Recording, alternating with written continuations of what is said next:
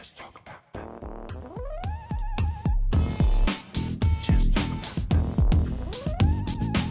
Well, good news, listeners. The CW's renewed a bunch of its shows. Some of our favorites, Arrow, Black Lightning, DC's Legends of Tomorrow, The Flash, Supergirl, those are all coming back, along with other greats such as Crazy Ex-Girlfriend, Dynasty, Jane the Virgin, Riverdale, and Supernatural. Still waiting to be renewed are the mid-season shows iZombie, Life Sentence, and The 100, as they are either in the middle of airing or have yet to start their current season. CW and DC have been linking these shows like crazy so that you end up having to watch Supergirl to understand something that's happening in Arrow, or watch The Flash to understand something that's happening in Legends of Tomorrow. This is kind of brilliant marketing because it forces you to watch like 5 or 6 CW shows when you only started maybe watching one. And especially that recent crossover, Crisis on Infinite Earths or Earth X or something. That was another fantastic 3-show combo. 4 shows. What was the 4th show? Arrow, Flash, Supergirl, Legends of Tomorrow. Okay, I'm sorry, I keep forgetting about that one. We are really happy to hear all this. We love these shows. We know Arrow is probably going to come to an end soon. Don't know what's going to replace it. Black Lightning, we're getting into that too. Yet to hear any news about it crossing over with its other alum. Warner Brothers owning the CW and owning the rights to all the DC properties has really made this work really well. Hopefully we can get Batman back from Fox after Gotham, which looks like it's going to either end this season or next season. And that's another thing. We don't have any of the main characters yet. They've dodged, Wonder Woman, Superman, Green Lantern.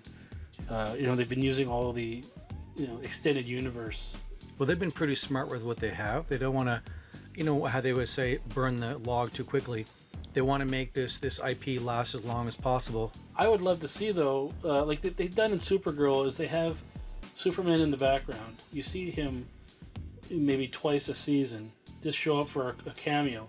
Well, why can't we have Bruce Wayne, just the billionaire, and we don't know anything about him being Batman, but we see him, even talking to Oliver or talking to anybody, or just as a news briefing of something he's done, and we have an actor maybe portraying him, with a possibility of it going somewhere down the road.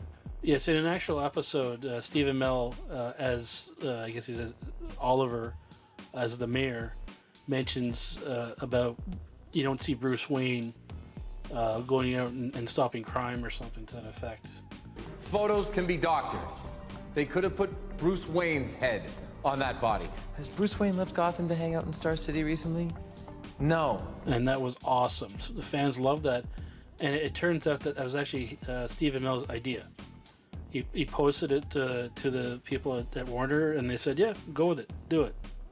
And he was like so happy he threw it in there, and then everyone just went nuts. Finally, a mention of Bruce Wayne. It was wonderful. Besides Bruce Wayne's storyline totally being taken, By it was Arrow, a mention of Bruce Wayne. It's not just these live action ones that they've actually done a good job with. They've even gotten to the point now where they've brought a couple of web shorts that like The Ray was one we saw a couple weeks ago. Yeah. I think the other one was about one of the characters on Legends of Tomorrow, the girl from Zambezi. Oh, Vixen. Vixen, yeah, that was a nice one too. Constantine's back now too. Did they do that as an animated short as well? They did a CW Seed or something. Okay, yeah. So it was like a little mini thing. It was like one episode cut into like 6 pieces, I think. They're just being really smart. They're using all the parts of the buffalo here. But he, I think it's Matt Ryan as Constantine. He's back. He's now going to be full for next season. So that'll be interesting how they work him in, because he's the guy who likes to smoke and be, he does the weirdest shit. Compared to everyone else, no one else is like, let's talk to the dead, and let's see what this angel can do for us today. It's going to be a real leap, but it'd be kind of cool because it injects a new life into the show. And who else is it going to come? Like, who else? Because obviously they're starting to get rid of characters and replace them, like they did the first season where they got Hawkgirl and Hawkman out, and they replaced them. Now we have Kid Flash. So I would love to see Zatanna. I would think that would be awesome. She's one of my favorites. Imagine a magician who could do shit. You know, that'd be so cool. So not the same, not quite the same. Some overlap with Constantine, because he does spells and he does incantations, but Yeah.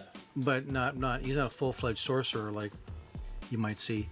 You're gonna get really sick of classic harpsichord, because every time he shows up on the screen, they're like, "Gling, gling, gling." That stupid crap music that they have to play every time he shows up. Like that's his character. Oh, by the way, a character I can live without, Gary.